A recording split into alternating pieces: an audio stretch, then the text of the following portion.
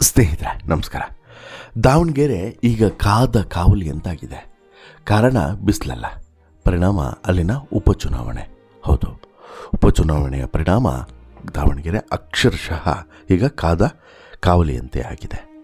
ಅದಕ್ಕೆ ಕಾರಣವೂ ಕೂಡ ಇದೆ. ಭಾರೀ ಅಳೆದು ತೂಗಿ ಲೆಕ್ಕಾಚಾರವನ್ನು ಹಾಕಿ ಕಾಂಗ್ರೆಸ್ ಮಾಡಿದಂತಹ ಒಂದು ಎಡವಟ್ಟು. ಯಾಕೆ ಇದನ್ನು ಎಡವಟ್ಟು ಅಂತೇಳಿ ಹೇಳ್ತಿದ್ದೀನಿ ಅಂದರೆ, ಇಲ್ಲಿ ಸಮರ್ಥ ಶಾಮನೂರಿಗೆ ಇಲ್ಲಿ ಅಭ್ಯರ್ಥಿ ಆಗುವಂತೆ ಸೂಚನೆಯನ್ನು ಕೊಟ್ಟಿದ್ದು ಮತ್ತು ಅಭ್ಯರ್ಥಿ ಆಗುವಂತೆ ಮಾಡಿದ್ದು, ಅಭ್ಯರ್ಥಿಯಾಗಿ ಆಯ್ಕೆ ಮಾಡಿದ್ದು ಸಹಜವಾಗಿಯೇ ದಾವಣಗೆರೆ ಇವತ್ತು ಹೊತ್ತಿ ಉರಿಯುವಂತೆ ಮಾಡಿದೆ.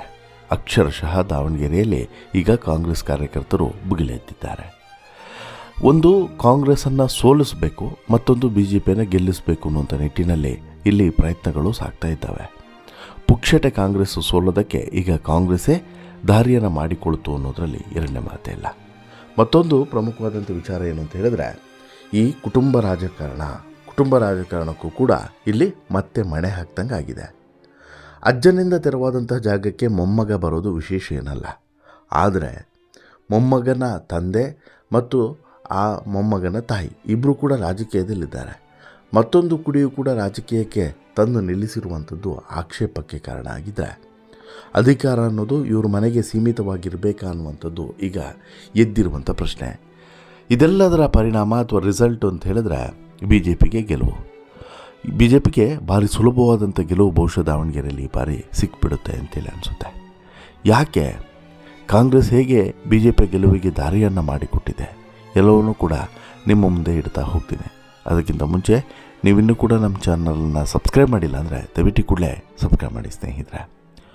ಹೌದು, ಭಾರೀ ಕುತೂಹಲವನ್ನು ಕೆರಳಿಸಿರುವಂತಹ ಬಾಗಲಕೋಟೆ ಮತ್ತು ಈ ದಾವಣಗೆರೆ ಉಪಚುನಾವಣೆಯಲ್ಲಿ ದಾವಣಗೆರೆ ಒಂದು ಪಾಲು ಹೆಚ್ಚು. ಕಾರಣ ಏನು ಅಂತ ಹೇಳಿದ್ರೆ, ಟಿಕೆಟ್ನ ಒಂದು ಗೊಂದಲ ಮತ್ತು ಈಗ ಆ ಟಿಕೆಟ್ ಹಂಚಿಕೆ ಆದ ಬಳಿಕ ಆಗ್ತಿರುವಂತಹ ಡೆವಲಪ್ಮೆಂಟ್ಗಳು ಭಾರೀ ಕುತೂಹಲವನ್ನು ಕೆರಳಿಸಿದೆ. ಎರಡೂ ಪಕ್ಷಗಳಲ್ಲೂ ಕೂಡ ಗೊಂದಲ ಇತ್ತು. BJPಯಲ್ಲೂ ಕೂಡ ಗೊಂದಲ ಇತ್ತು, ಕಾಂಗ್ರೆಸ್ನಲ್ಲೂ ಕೂಡ ಗೊಂದಲ ಇತ್ತು. BJPಯಲ್ಲಿ ಸುಮಾರು ಒಂದು 10 ಜನ ಆಕಾಂಕ್ಷಿಗಳಿದ್ದರು, ಕಾಂಗ್ರೆಸ್ನಲ್ಲಿ ಒಂದು 2-3 ಜನ ಆಕಾಂಕ್ಷಿಗಳಿದ್ದರು. 10 ಜನ ಆಕಾಂಕ್ಷಿಗಳನ್ನು ನಿಭಾಯಿಸಿದಂಥ ರೀತಿ BJPಯಿಂದ ಕಾಂಗ್ರೆಸ್ ಕಲಿಯೋದು ತುಂಬ ಇದೆ ಅನ್ನೋದಕ್ಕೆ ದಾವಣಗೆರೆಯೇ ಸಾಕ್ಷಿ. ಕೊನೆಗೆ ಈಗಾಗಲೇ BJPಯಿಂದ ಶ್ರೀನಿವಾಸ ಈಗಾಗಲೇ ಸ್ಪರ್ಧೆಯನ್ನು ಮಾಡ್ತಾ ಇದ್ದಾರೆ. ಇವರ ಜೊತೆಗೆ ಈ ಶ್ರೀನಿವಾಸ ದಾಸಕರಿಯಪ್ಪ ಅವರ ಗೆಲುವಿಗೆ ಕಾಂಗ್ರೆಸ್ ಹೇಗೆ ದಾರಿ ಮಾಡಿಕೊಟ್ಟಿದೆ ಅನ್ನೋದಕ್ಕೆ ಸಾಕ್ಷಿ ಈಗ ನಡೆದಿರುವಂತಹ ಒಂದಷ್ಟು ಬೆಳವಣಿಗೆಗಳು, ಭಾನುವಾರ ನಡೆದಿರುವಂತಹ ಒಂದಷ್ಟು ಬೆಳವಣಿಗೆಗಳು. ಭಾನುವಾರ ಏನೇನಾಯಿತು ಅಂತ ಹೇಳಿ ಬಹುಶಃ ನಿಮ್ಮೆಲ್ಲರಿಗೂ ಕೂಡ ಗೊತ್ತಿದೆ. ಶನಿವಾರ ಕಾಂಗ್ರೆಸ್ ಒಂದು ಸುದೀರ್ಘವಾದಂಥ ಮೀಟಿಂಗನ್ನು ಮಾಡ್ತದೆ. ಶನಿವಾರ ನಾಮಪತ್ರ ಸಲ್ಲಿಕೆಯನ್ನು ಕೂಡ ಈ ಪಕ್ಷೇತರ ಅಭ್ಯರ್ಥಿಯಾಗಿ ಇದೇ ಸಮರ್ಥ ಶಾಮನೂರು ಮಾಡಿರ್ತಾರೆ. ಇದಾದ ಬಳಿಕ ಮತ್ತೆ ಭಾನುವಾರ ಟಿಕೆಟ್ ಘೋಷಣೆ ಆಗ್ತದೆ ಬಾಗಲಕೋಟೆಗೆ ಮತ್ತು ದಾವಣಗೆರೆಗೆ. ಟಿಕೆಟ್ ಘೋಷಣೆ ಆದ ನಂತರ ಕಾಂಗ್ರೆಸ್ ಅಕ್ಷರಶಃ ಇಲ್ಲಿ ಒಂದು ರೀತಿಯಲ್ಲಿ ಮಕಾಡೆ ಮಲಗೋದು ಪಕ್ಕ ಅನ್ನುವಂಥ ಮುನ್ಸೂಚನೆ ಸಿಕ್ಕಂತಾಗಿದೆ. ಸಮರ್ಥ ಶಾಮನೂರಿಗೇ ಮತ್ತೆ ಬೈ ಎಲೆಕ್ಷನ್ನಲ್ಲಿ ಟಿಕೆಟನ್ನು ಕೊಡೋದ್ರ ಮೂಲಕ ಇಲ್ಲಿ ಸಾದಿಕ್ ಪೈಲ್ವಾನ್ ಅವರು ಮತ್ತು ಇಡೀ ಮುಸ್ಲಿಂ ಸಮುದಾಯ ಕಾಂಗ್ರೆಸ್ನ ವಿರುದ್ಧ ತಿರುಗಿ ಬೀಳೋದು ಪಕ್ಕ ಅನ್ನುವಂಥ ಮೆಸೇಜು ರವಾನೆ ಆಗಿದೆ. ಇದಕ್ಕೆ ಪೂರಕವಾಗಿ ಈಗಾಗಲೇ ಇದೇ ಶ್ರೀನಿವಾಸ ದಾಸಕರಿಯಪ್ಪನವರನ್ನು ಗೆಲ್ಲಿಸಬೇಕು ಅನ್ನುವಂಥ ನಿಟ್ಟಿನಲ್ಲಿ ಸಾಕಷ್ಟು ಪ್ರಯತ್ನಗಳು ಕೂಡ ಶುರುವಾಗಿದ್ದಾವೆ. ಕಾಂಗ್ರೆಸ್ಸೇ ಇಲ್ಲಿ BJP ಅಭ್ಯರ್ಥಿಯನ್ನು ಗೆಲ್ಲಿಸೋದಕ್ಕೆ ದಾರಿ ಮಾಡಿಕೊಟ್ಟಂತಾಗಿದೆ. ಯಾಕೆ ಅಂತ ಹೇಳಿದ್ರೆ, ಇಲ್ಲಿ ಸಮರ್ಥ ಶಾಮನವ್ರಿಗೆ ಟಿಕೆಟನ್ನು ಕೊಟ್ಟಿರುವಂಥದ್ದು ಕಾಂಗ್ರೆಸ್ನ ಯಾವ ನಾಯಕರಿಗೂ ಕೂಡ ಇಷ್ಟ ಇಲ್ಲ. ಪರಿಣಾಮ ಈಗ ದಾವಣಗೆರೆ ದಕ್ಷಿಣದಲ್ಲಿ ಮೊದಲ ಬಾರಿ BJP ಗೆಲ್ಲೋದು ನಿಶ್ಚಿತ ಅನ್ನುವಂಥದ್ದು ಈಗ ಪ್ರತಿಯೊಬ್ಬರೂ ಕೂಡ ಹಾಕ್ತಿರುವಂಥ ಲೆಕ್ಕಾಚಾರ. ಯಾಕಂತ ಹೇಳಿದ್ರೆ, ಈಗ ಈ ಬಾಗಲಕೋಟೆಯನ್ನು ಕಂಪೇರ್ ಮಾಡಿದರೆ ದಾವಣಗೆರೆ ಹೆಚ್ಚು ಗಮನವನ್ನು ಸೆಳೆದಿರುವಂಥದ್ದು.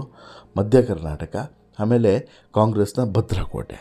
ಇಷ್ಟು ಸಲ ಎಲೆಕ್ಷನ್ ನಡೆದಂಥ ಸಂದರ್ಭದಲ್ಲೂ ಕೂಡ ಇಷ್ಟು ಸಮಯ ನಡೆದಂತಹ ಚುನಾವಣೆಯಲ್ಲೂ ಕೂಡ ಸತತವಾಗಿ ಗೆಲ್ತಾ ಬಂದಂಥ ಶಾಮನೂರು ಶಿವಶಂಕರಪ್ಪನವರು ಇವಾಗ ಈ ಹಲೋಕವನ್ನು ತ್ಯಜಿಸಿದ್ದಾರೆ. ಇವರ ಕ್ಷೇತ್ರಕ್ಕೆ ಈಗ ಮೊಮ್ಮಗ ಸಮರ್ಥ ಶಾಮನೂರು ಸ್ಪರ್ಧೆಯನ್ನು ಮಾಡಿದರೆ, ಇದೇ ಕ್ಷೇತ್ರದಿಂದ ಸುಮಾರೊಂದು ಹೆಚ್ಚು ಕಡಿಮೆ 1 ಲಕ್ಷ ಓಟನ್ನು ಹೊಂದಿರುವಂತಹ 85-90-95 1 ಲಕ್ಷ ಓಟನ್ನು ಹೊಂದಿರುವಂತಹ ಮುಸ್ಲಿಂ ಸಮುದಾಯದವರು ನಮಗೆ ಟಿಕೆಟನ್ನು ಕೊಡಿ ಎನ್ನುವಂತಹ ಬೇಡಿಕೆಯನ್ನು ಇಟ್ಟಿದ್ದರು. ಆದರೆ ಇಲ್ಲ, ಇಲ್ಲಿ ಯಾವುದೇ ಕಾರಣಕ್ಕೂ ಕೂಡ ಅವರಿಗೆ ಟಿಕೆಟನ್ನು ಕೊಡಬಾರ್ದು ಅನ್ನುವಂಥದ್ದು ಮಲ್ಲಿಕಾರ್ಜುನ್ ಮತ್ತು ಅವರ ಪತ್ನಿ ಪ್ರಭಾ ಮಲ್ಲಿಕಾರ್ಜುನ್ ಅವರ ಒತ್ತಾಯ ಆಗಿತ್ತು. ಪರಿಣಾಮ ಕಾಂಗ್ರೆಸ್ ಕೊನೆಗೂ ಕೂಡ ಮಣಿಯುವಂಥ ಪರಿಸ್ಥಿತಿ ನಿರ್ಮಾಣ ಆಯಿತು. ಲಿಂಗಾಯತ ಸಮುದಾಯದ ನಾಯಕರ ಒತ್ತಡ ಇಲ್ಲಿ ಗೆಲ್ತು. ಪರಿಣಾಮ ಮುಸ್ಲಿಂ ಸಮುದಾಯಕ್ಕೆ ಮೋಸ ಆಯಿತು. ಅಲ್ಪಸಂಖ್ಯಾತ ಸಮುದಾಯದ ನಾಯಕರಿಗೆ ಕಾಂಗ್ರೆಸ್ ಟಿಕೆಟ್ ಕೈತಪ್ಪಿರೋದ್ರಿಂದ ಬೇಸರವಾಗಿದೆ. ಕಾಂಗ್ರೆಸ್ ಬಂಡಾಯ ಅಭ್ಯರ್ಥಿಯಾಗಿ ಸೋಮವಾರ ನಾಮಪತ್ರವನ್ನು ಸಲ್ಲಿಸ್ತೇನೆ ಅಂತೇಳ್ಬಿಟ್ಟು ಕಾಂಗ್ರೆಸ್ ಮುಖಂಡ ಸಾದಿಕ್ ಪೈಲ್ವಾನ್ ಈಗಾಗಲೇ ಘೋಷಣೆಯನ್ನು ಮಾಡಿದ್ದಾರೆ. ನಂತರ ಟಿಕೆಟನ್ನು ತೆಗೆಯಬಹುದು, ಕನ್ವಿನ್ಸ್ ಆಗಿಯೋ ಡೀಲ್ ಆಗಿಯೋ ಏನೋ ಒಂದಾಗಿ ಟಿಕೆಟನ್ನು ವಾಪಸ್ ಪಡಿಬಹುದು. ಬಟ್ ಸದ್ಯಕ್ಕಂತೂ ಸೋಮವಾರ ನಾಮಿನೇಷನನ್ನು ಮಾಡ್ತೀನಿ ಅನ್ನುವಂತಹ ಮಾತನ್ನು ಕೊಟ್ಟಿದ್ದರು. ದಾವಣಗೆರೆ ದಕ್ಷಿಣ ವಿಧಾನಸಭಾ ಕ್ಷೇತ್ರದ ಕಾಂಗ್ರೆಸ್ ಅಭ್ಯರ್ಥಿಯಾಗಿ ಯಾವಾಗ ಶಾಮನೂರನ್ನು ಘೋಷಣೆ ಮಾಡಿದ್ರೋ ಇದು ಎಲ್ಲೋ ಒಂದು ಕಡೆ ಸಹಜವಾಗಿ ಅಲ್ಪಸಂಖ್ಯಾತರಿಗೆ ಸಿಕ್ಕಾಪಟ್ಟೆ ಬೇಸರವನ್ನು ತಂದಿಟ್ಟಿದೆ. ಅದೇ ಕಾರಣಕ್ಕೆ ಸಾಕಷ್ಟು ಜನ ಕಾಂಗ್ರೆಸ್ಸನ್ನು ತೊರೆದು BJPಗೆ ಹೋಗ್ತಾ ಇದ್ದಾರೆ. ಅದರ ಜೊತೆಗೆ ಇಲ್ಲಿ ಕಾಂಗ್ರೆಸ್ ಟಿಕೆಟ್ಗೆ 2013ರಿಂದನೂ ಕೂಡ ನಾನು ಬೇಡಿಕೆಯನ್ನು ಇಟ್ಟಿದ್ದೇನೆ. ಕ್ಷೇತ್ರದಲ್ಲಿ ಪ್ರಬಲ ಆಗಿರುವಂಥ ಅಲ್ಪಸಂಖ್ಯಾತರು ಮತ್ತು ಹಿಂದುಳಿದ ವರ್ಗದ ನಾಯಕರನ್ನು ಪ್ರಜ್ಞಾಪೂರ್ವಕವಾಗಿ ನಿರ್ಲಕ್ಷ್ಯ ಮಾಡಲಾಗ್ತಿದೆ. ಮತದಾರರ ಒತ್ತಾಯದ ಮೇರೆಗೆ ಉಪಚುನಾವಣೆಯ ಕಣಕ್ಕೆ ಇಳಿಯೋದಕ್ಕೆ ನಾನು ಸಿದ್ಧನಾಗಿದ್ದೇನೆ ಅಂತ ಹೇಳಿಬಿಟ್ಟು ಭಾನುವಾರ ಸಾದಿಕ್ ಪೈಲ್ವಾನ್ ಘೋಷಣೆಯನ್ನು ಮಾಡ್ತಾರೆ. ಇನ್ನು ಈ ಮುಸ್ಲಿಂ ಸಮುದಾಯಕ್ಕೇ ಟಿಕೆಟನ್ನು ಕೊಡಬೇಕು ಅನ್ನುವಂಥ ಒತ್ತಾಯವನ್ನು, ಆಗ್ರಹವನ್ನು ಜಮೀರ್ ಸೇರಿ ಸಾಕಷ್ಟು ಜನ ಹಿಂದೂ ಮುಖಂಡರು ಮಾಡಿದರು. ಬಟ್ ಎಲ್ಲೋ ಒಂದು ಕಡೆ ಎಡವಟ್ಟು ಆಗಿದೆ. ಇದು BJPಗೆ ಒಳ್ಳೆಯ ಲಾಭವೇ ಆಗಿದೆ. ಇನ್ನು BJPಗೆ ಮತ್ತೊಂದು ಪ್ಲಸ್ ಪಾಯಿಂಟ್ ಏನು ಅಂತ ಹೇಳಿದ್ರೆ, ಇಲ್ಲಿ ಮತ್ತೊಬ್ಬ ಪ್ರಬಲ ಸ್ಪರ್ಧಿಯ ಅಥವಾ ಪ್ರಬಲ ಆಕಾಂಕ್ಷಿಯಾಗಿದ್ದಂತಹ ಅಭ್ಯರ್ಥಿಯ ಬೆಂಬಲ. ಈ ದಾವಣಗೆರೆ ದಕ್ಷಿಣ ವಿಧಾನಸಭಾ ಕ್ಷೇತ್ರದ BJP ಅಭ್ಯರ್ಥಿ ಆಗಿರುವಂಥ ಶ್ರೀನಿವಾಸ ದಾಸಕರಿಯಪ್ಪ ಅವರಿಗೆ ಇನ್ಸೈಟ್ಸ್ IAS ಸಂಸ್ಥಾಪಕರಾದಂಥ ಸ್ವಾಭಿಮಾನಿ ಬಳಗದ ಅಧ್ಯಕ್ಷ GB ವಿನಯ್ ಕುಮಾರ್ ಅವರು ಬೆಂಬಲವನ್ನು ಘೋಷಣೆ ಮಾಡಿದ್ದಾರೆ. ಇದು ಎಲ್ಲೋ ಒಂದು ಕಡೆ BJPಗೆ ಪ್ಲಸ್ ಪಾಯಿಂಟ್ ಆಗಿದೆ. ಈ ಸ್ನೇಹಿತ ಶ್ರೀನಿವಾಸ ದಾಸಕರಿಯಪ್ಪ ಅವರ ಪರ ಚುನಾವಣಾ ಪ್ರಚಾರವನ್ನು ಮಾಡಲಿದ್ದಾರೆ. ಇದು BJPಯ ಗೆಲುವಿಗೆ ಭಾರಿ ಸಹಕಾರ ಆಗಲಿದೆ ಅಂಥೇಳಿ ಅಲ್ಲಿನ ಸ್ಥಳೀಯ ರಾಜಕೀಯ ವಿಶ್ಲೇಷಕರು ವಿಶ್ಲೇಷಣೆಯನ್ನು ಮಾಡ್ತಾ ಇದ್ದಾರೆ.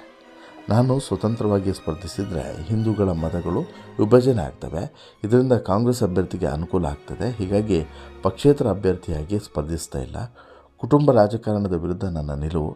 ಹೀಗಾಗಿ ಯಾವುದೇ ಷರತ್ತುಗಳಿಲ್ಲದೆ ಶ್ರೀನಿವಾಸ ದಾಸಕರಿಯಪ್ಪ ಅವರನ್ನು ಬೆಂಬಲಿಸ್ತೀನಿ ಅಂತೇಳಿ ಹೇಳಿದ್ದಾರೆ.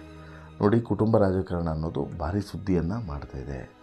ಅಂದರೆ ಎಲ್ಲದೂ ಕೂಡ ಅದೇ ಕುಟುಂಬದವ್ರಿಗೆ ಬೇಕು, ಬೇರೆ ಏನೂ ಕೂಡ ಬೇಡ ಅನ್ನೋ ರೀತಿಯಲ್ಲಿ ಇರುವಂಥದ್ದು ಎಲ್ಲೋ ಒಂದು ಕಡೆ ಈ ದಾವಣಗೆರೆಯ ಸೋಲಿಗೆ ಒಂದು ಪ್ರಮುಖವಾದಂತಹ ಕಾರಣ ಆದರೂ ಕೂಡ ಆಶ್ಚರ್ಯ ಏನಿಲ್ಲ.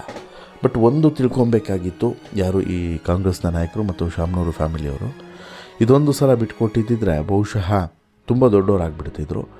ಆದರೆ ಇಲ್ಲಿ ಸಣ್ಣ ಹುಡುಗ ಸಮರ್ಥನ ಎಲೆಕ್ಷನ್ನಿಗೆ ಗೆಲ್ಲಿಸಿ ಮತ್ತೆ ಸಣ್ಣವರಾಗೋದಕ್ಕೆ ತೀರ್ಮಾನ ಮಾಡಿದಂತಿದೆ ಶಾಮನೂರು ಕುಟುಂಬದವರು. ವಾಟೆವರ್ ನೋಡೋಣ ಏನಾಗುತ್ತೆ ಅಂತೇಳ್ಬಿಟ್ಟು ಕಾಂಗ್ರೆಸ್ಸು ನಾಯಕರು ಇಲ್ಲಿ ಸಾದಿಕ್ ಪೈಲ್ವಾನ್ ಅವರನ್ನು ಮನವೊಲಿಸ್ತಾರ, ನಾಮಿನೇಷನ್ ವಾಪಸ್ ಪಡೆಯುವಂತೆ ಮನವಿಯನ್ನು ಮಾಡ್ತಾರ. ಆ ಮನವಿಗೆ ಇಲ್ಲಿವರೆಗೂ ಕೂಡ ಇಲ್ಲ, ಯಾವುದೇ ಕಾರಣಕ್ಕೂ ಕೂಡ ಹಿಂದೆ ಸರಿಯುವಂಥ ಮಾತೇ ಇಲ್ಲ ಅಂತೇಳಿ ಹೇಳ್ತಿದ್ದಾರೆ. ಜೊತೆಗೆ ಪ್ರಬಲವಾದಂಥ ಪೈಪೋಟಿಯನ್ನು ಕೊಡ್ತೀವಿ ಅನ್ನೋಂಥ ಮಾತನ್ನು ಕೂಡ ಹೇಳಿದ್ದಾರೆ. ನೋಡೋಣ ಎಂಡ್ ಆಫ್ ದಿ ಡೇಗೆ ಏನೆಲ್ಲ ಆಗ್ತದೆ ಅಂತೇಳ್ಬಿಟ್ಟು. ನಿಮಗೇನಿಸುತ್ತೆ ಸ್ನೇಹಿತರೆ ಈ ಎಲ್ಲ ಬೆಳವಣಿಗೆಗಳ ಬಗ್ಗೆ ನಿಮ್ಮ ಅಭಿಪ್ರಾಯ ಏನು? ದಯವಿಟ್ಟು ನಿಮ್ಮ ಅಭಿಪ್ರಾಯನ ಕಮೆಂಟ್ ಮಾಡಿ ತಿಳಿಸಿ. ಜೊತೆಗೆ ಈ ಸ್ಟೋರಿ ಇಷ್ಟ ಆಯಿತು ಅಂತ ಹೇಳಿದ್ರೆ ಲೈಕ್ ಮಾಡಿ, ಶೇರ್ ಮಾಡಿ, ಚಾನಲ್ಗೆ ಸಬ್ಸ್ಕ್ರೈಬ್ ಆಗೋದನ್ನು ಮರಿಬೇಡಿ. ಧನ್ಯವಾದ.